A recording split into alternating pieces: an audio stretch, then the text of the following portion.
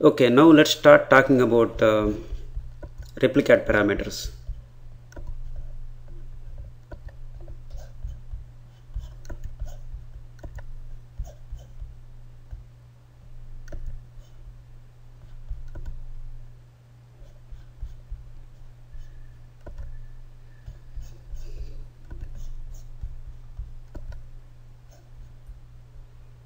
So this is the employee replicate.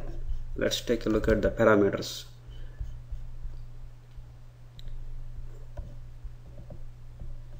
The first parameter that you might be interested in is the replicate. Here is where you specify the replicate name.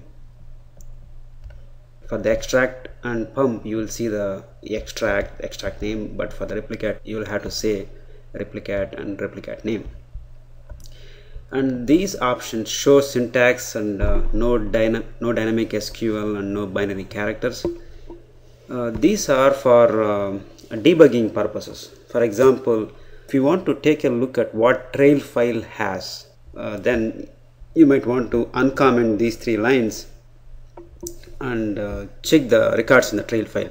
These three commands, you can see the data, the records in the trail file as a SQL, plain SQL statements. If you enable these three parameters, then you have to run the replicate outside the GGSCI.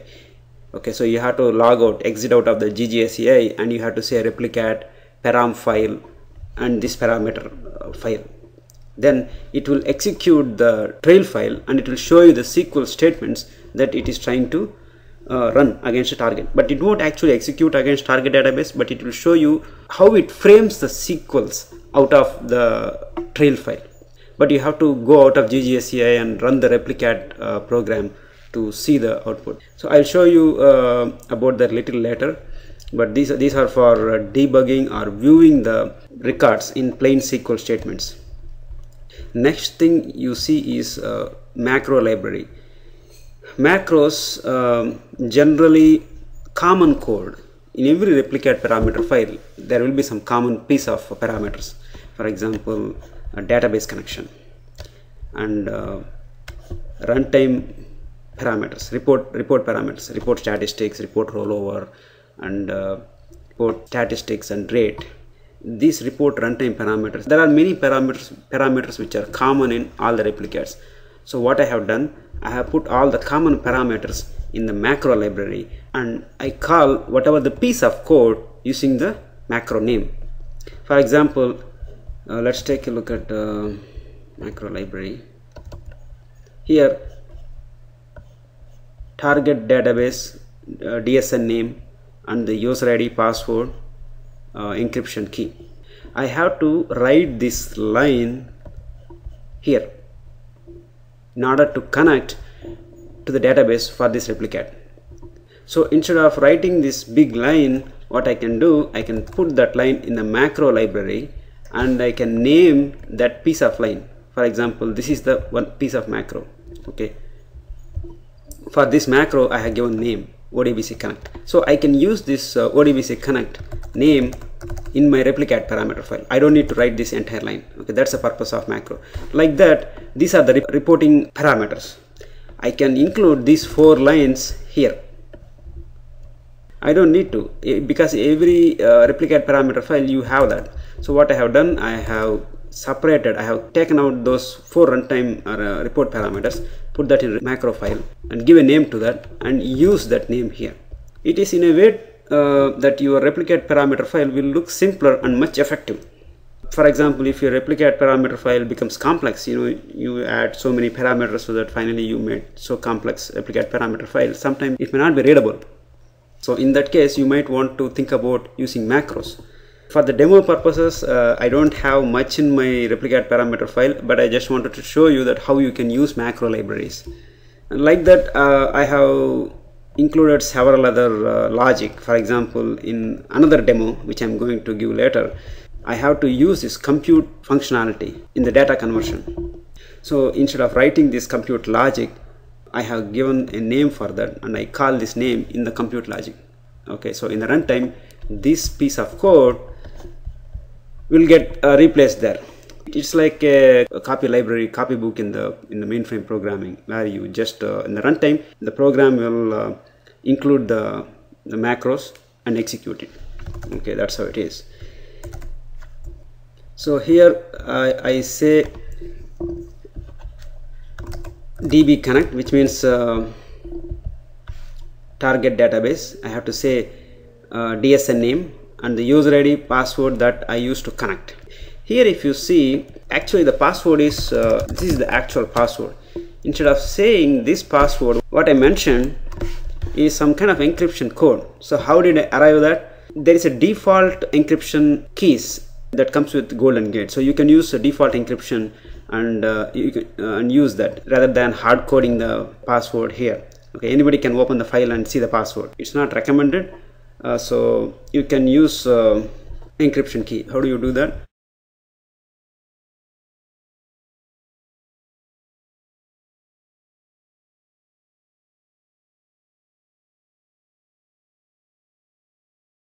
Okay, so you have to say encrypt password and the password name. So here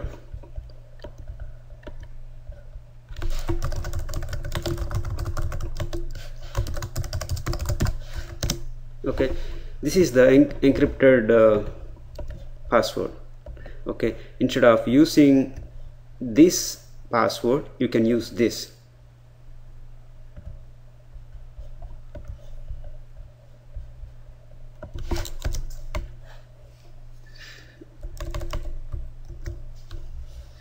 That's what it is.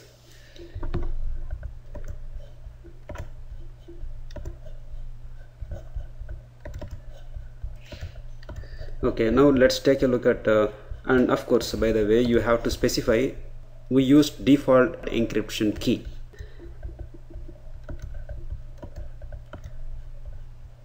Okay, we use the default key. You can see here no key specified. I'm using default key. Okay, so that's why you have to say default. Otherwise, if you are using specific key, then you have to say that key here. Okay,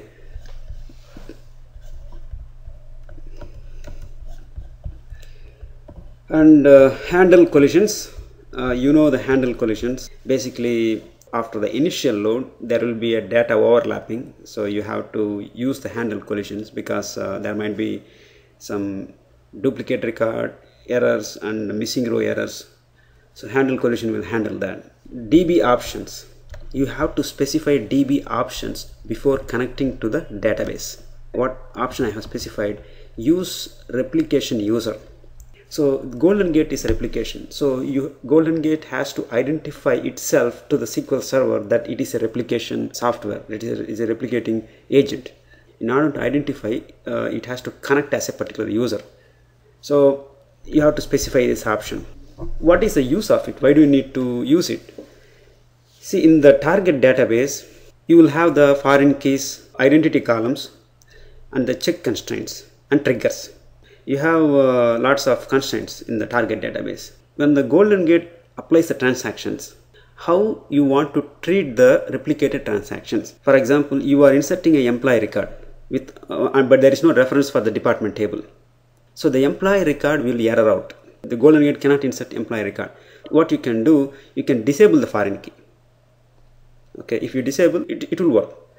But you cannot disable because you wanted to use the target database as a primary database in the case of disaster. If it's a warm standby, you cannot remove all the constraints just because replication has to work. Okay, so you have to keep the constraints. Whatever the constraints you have on source, you have to keep it on the target. So you cannot disable it. If you cannot disable it, GoldenGate is going to fail if it inserts the employee record without the proper reference to department record. There might be some problem with the department extract. Department records might arrive lately than employee record. Let's assume it tries to insert employee record. So it's going to fail if there is no reference. So you cannot disable. So what is the option? There is one option in the foreign key constraint. In the foreign key, there is one option called not for replication. That means this foreign key will not be applied for the replication. Okay, so replication can insert any junk data into the tables. It can insert inconsistent data into the table. This foreign key is not bothered about the replication records. If you are manually inserting, or if any application is inserting records, then foreign key is going to work. but foreign key will not work for the replication software. But how do GoldenGate identify itself as replication agent? You have to specify this parameter. That way GoldenGate identify itself as, okay, I'm a replication agent, I'm inserting this row. If there are any problems with it, just don't bother about it. You foreign key, just disable for now, for me. Okay, let me show you where that option in the foreign keys. Let's try to create a foreign key. So I'm not actually creating, but I'm in the panel of creating the foreign key. Okay, you can see enforce for replication. This is the option. If you say yes, then the foreign key will be enabled for every user. Okay, for example, you can manually insert, application can insert a record, and GoldenGate doesn't matter. Whoever is inserting records into the employee table, this foreign key will be enabled. But if you say no, then replication can insert into the table. This foreign key will be disabled for replication user. This is the option. Then you can insert inconsistent data, a record which doesn't have the department table. Okay, this is how you specify. This option is specifically meant for replication softwares like SQL Server native replication, GoldenGate replication, stuff like that. If you have any third-party replication, so this is how you insert, because you don't know, sometimes there can be missing data or inconsistent data. Sometimes you might get bunch of employee records, but there won't be any proper department records. You know, without the parent key relations, you will see the data. In our case, we are replicating from database to database. It's tough for us to simulate the problem. But what if you are getting data from a flat file, from a different source, from a vendor who doesn't send always proper data with all the required data? So in that case, what you do? These options is for that. Okay, let's delete that. So like that, this not for replication option is there for foreign keys, identity columns, triggers, and check constraints. Delete for cascade. Even for the delete for cascade, you will see that.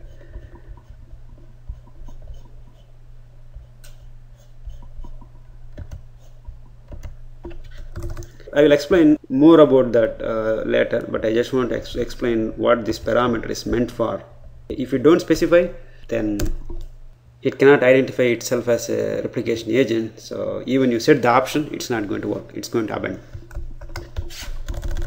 Okay, so the discard file is common for all groups, all processes. So as I have explained in the extract, assume target defs.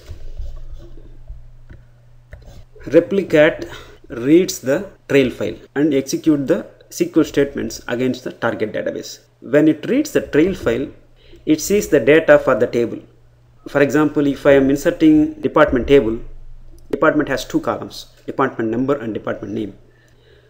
In the trail file, there is no name, there is no metadata for the data in the trail file. Okay, you have the department number 1 and department name, but it doesn't know actually the names for those columns, department, DEPTNO and DEPT name for those columns. All it knows is, okay, this is column 0 and this is column 1. Column 0 has value 1 and column 1 has value accounting. Okay, it doesn't know the names. And the target it knows, because REPLICAT can connect to the database and retrieve the metadata of the target table.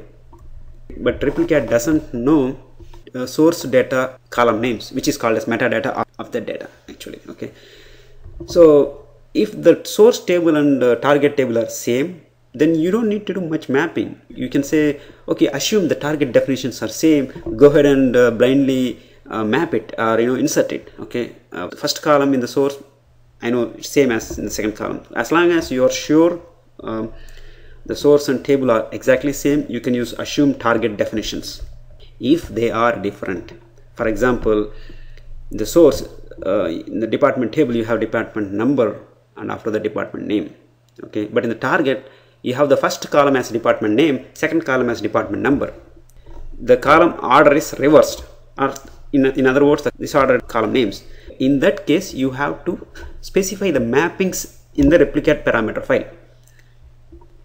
I will tell you the defgen source definition file, the column mappings, all those later, but for now, simplicity's sake, for this example, I'm assuming that for the employee and department table, the columns are exactly the same order. There can be extra columns after all the mapping columns. For example, in the, let us take a look at, see here, department number. In the source you have the department number and department name, and after that there are two more columns, GG, GoldenGate create date and GoldenGate last modified date. You can have additional columns after the matching columns, not in between the matching columns. First GoldenGate tries to replicate, okay, I have two columns here, let us say here source department name, source name, okay, it just maps one by one, okay, and after that there is no column for mapping. It has additional columns, that's fine. Additional columns will have some null values or some default values, whatever it is, okay, but you cannot have column names in between these two names, okay. I cannot put GG create date in between department number and department name. That changes the column order. So if there is a column order mismatches, then you have to use defgen. You have to do the column mapping. You have to use the source definition file in the Replicat parameter file. I will explain the defgen later, but for now I am assuming for this example, for this employee table, the columns are mapping, so I don't need any extra specification, extra column mapping. These two parameters, check palms and no dynamic resolution, as I explained in the extract parameter file, these two parameters are to check the parameter syntax and table syntax and table column names. It verifies everything is perfect to proceed. As long as you can code, you don't need to do that, but if you are a bad coder, a lot of typing mistakes, you might have to check that. Otherwise, when you start the Replicat, it's going to happen, and you have to look into the report file, discard file, GGS error file. There is one more file, GGS error file, okay, it is directly under the GoldenGate directory, okay. You have to look into those files to see what problem it is. And after that we have this batch SQL. This batch SQL, this is a performance improvement parameter, okay. It is not required. By default, GoldenGate process the records one by one, but you can batch it and related records. For example, in the department table, it collects all the updates against department table, okay, and also it collects the delete statements or insert statements. You can see maximum 3 types of statements: update, delete and insert. When the transactions are coming, it keeps collecting the update statements for the department table, and it keeps collecting for the insert and keeps collecting for the updates. After reaching certain number, then it go ahead and update, okay. This is called as array update, updating as an array. In the memory it uses that, so it uses the dynamic SQL and it just dumps all the updates for the department table in one shot, okay. It improves a lot of performance. If the record size is less than 100 bytes or 200 bytes, you will see a lot of improvement. But in the worst case scenario, if there is no improvement for the batch, then it will be as usual as normal processing. How many records in the array you wanted to use it, okay. So that is what the batch transactions operations, okay. If you don't specify, the default is 1200 or 1000 some number, 100 or 200, but it's 5000 bytes, okay. You will see if the records that it is updating are of 5000 bytes, you will see the performance improvement. But handle collision will have problem with batch SQL, so you have to comment out batch SQL while using the handle collision, okay. You have to remember that, otherwise you don't know why it is appending. I said handle collision, handle the collision, okay. So then why you are appending? Batch SQL has some issues. I don't have that much knowledge about why the two parameters collided, but certainly you have to go through in detail to see there is some problem with batch SQL and handle collision, okay. Runtime parameters I explained previously. Wildcard dynamic explained you previously. Transaction timeout 5 seconds. Transaction timeout, for example, Replicat applies the transactions. It reads the incoming transaction and applies to target. If any record in the incoming transactions are missing or arriving lately, what it does, it just keeps holding the transaction for a long time. That might cause deadlock or locking or blocking issues on the target database. So you might want to set a time for open transaction that GoldenGate retains. Okay, GoldenGate keeps the transaction open for maximum 5 seconds in this case. Default, I do not know. I have not gone through reference manuals, but you can specify manually 5 seconds. A transaction can be open before time's out. Ignore deletes. I explained these parameters. It behaves the same way as extract. If you say ignore delete, here I commented out. Okay, if you say like this, then ignore deletes are in effect. That means you are ignoring the deletes. Replicat will not apply the deletes against the target table. What is the target table? Employee. Okay, you can say ignore updates and ignore inserts.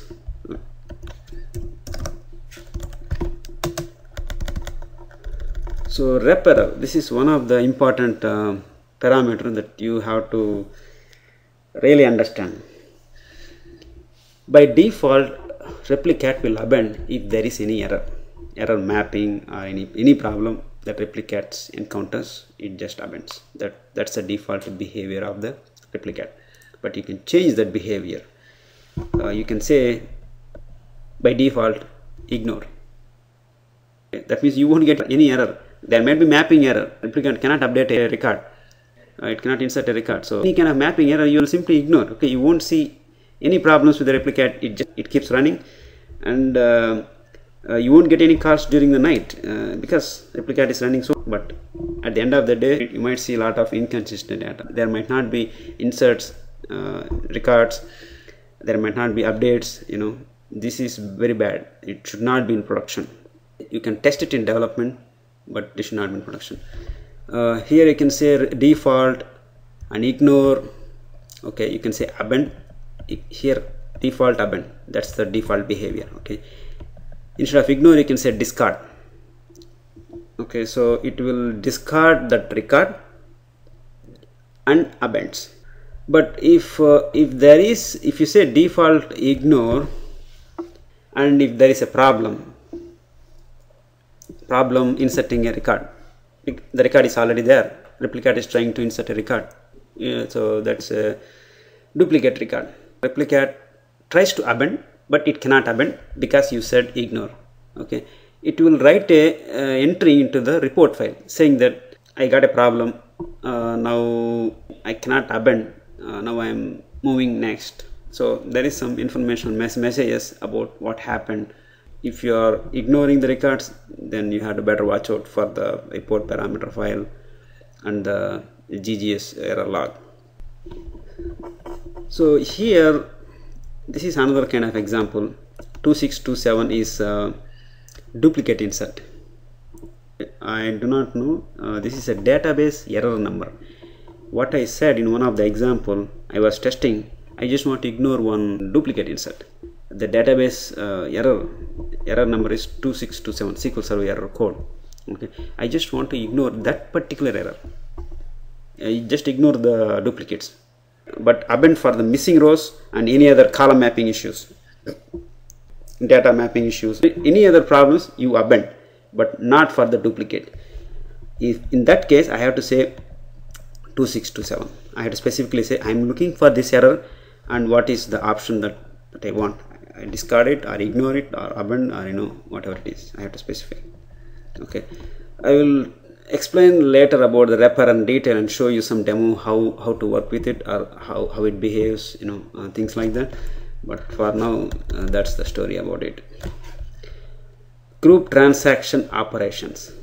Okay, this is applicable for normal processing. Okay, here you are specifying batch SQL.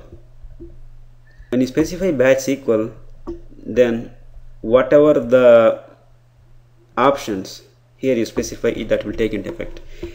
Replicat can run in a couple of modes: normal processing mode, batch SQL mode, and source transaction mode. There are 3 types Replicat can operate. By default, if you don't specify batch SQL, it will run in normal operating mode. That means it processes record by record. It will put everything in one big transaction. So how big the transaction? Okay, let us say you have 3 transactions in the trail file for the Replicat. then Replicat will have one transaction. Replicat will not apply 3 transactions separately against the target database. Okay, it will create one big transaction and put all these records, whatever the records in the 3 transactions, it will put all the statements in one big transaction and apply that big transaction against the target database. Okay, so how big that transaction should be? So that you have to specify, group the transaction operations. Okay, you can say I want 10,000 operations. Operation means SQL statements. For example, in a transaction, you might have insert statement, update statement, delete statement. 3 operations.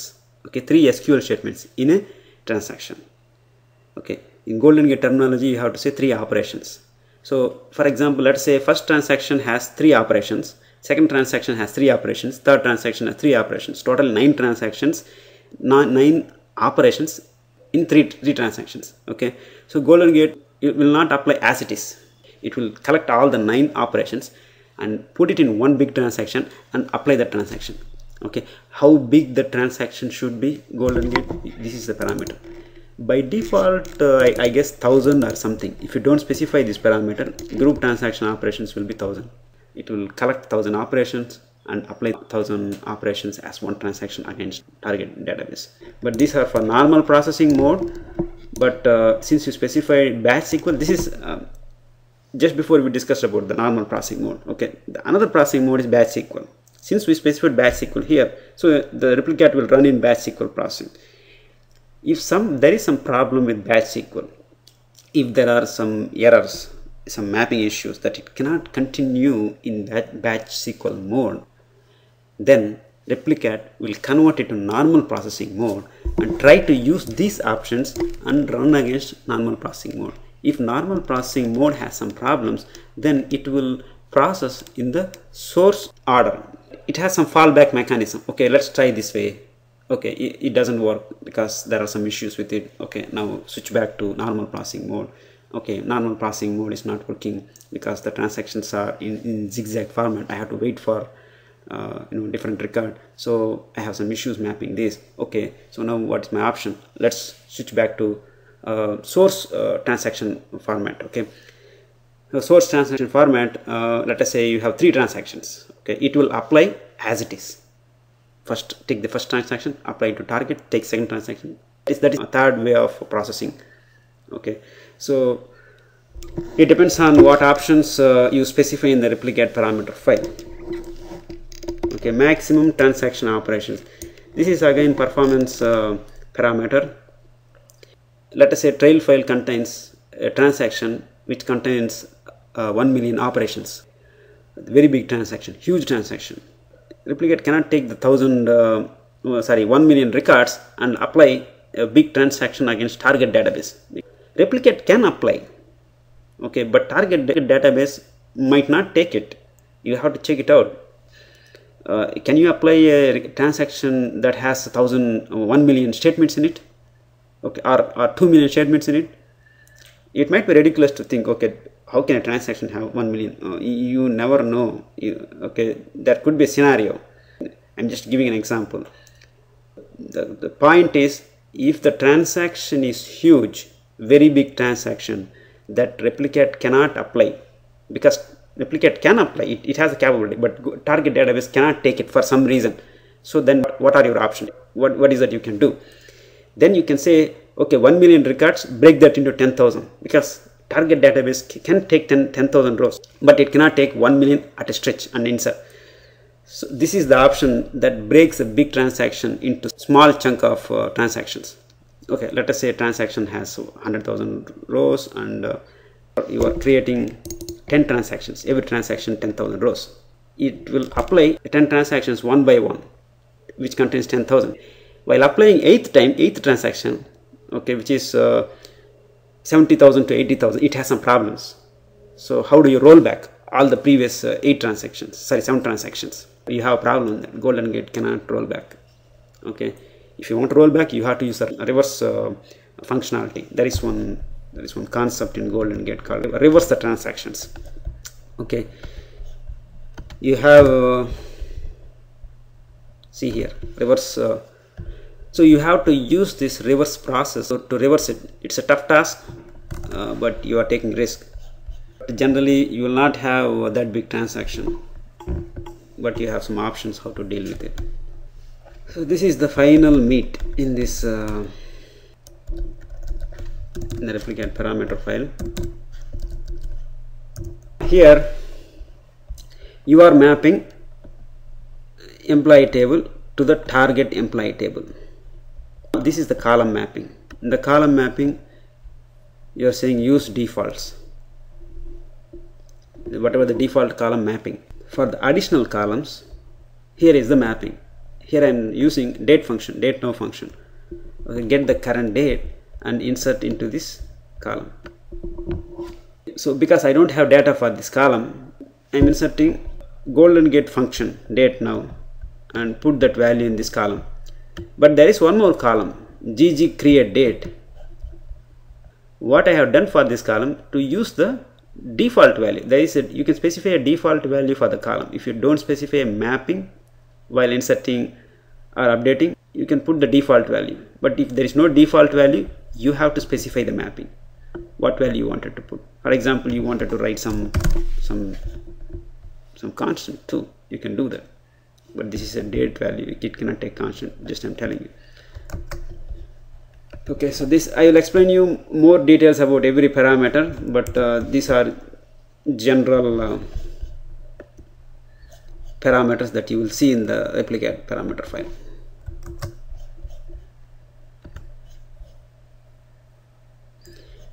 Okay, so let's clean up the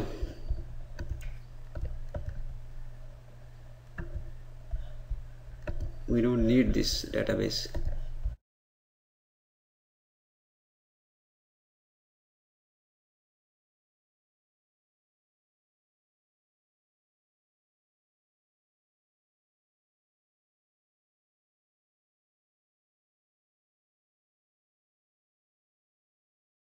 Okay, I am modifying the DSN to revert back to target database.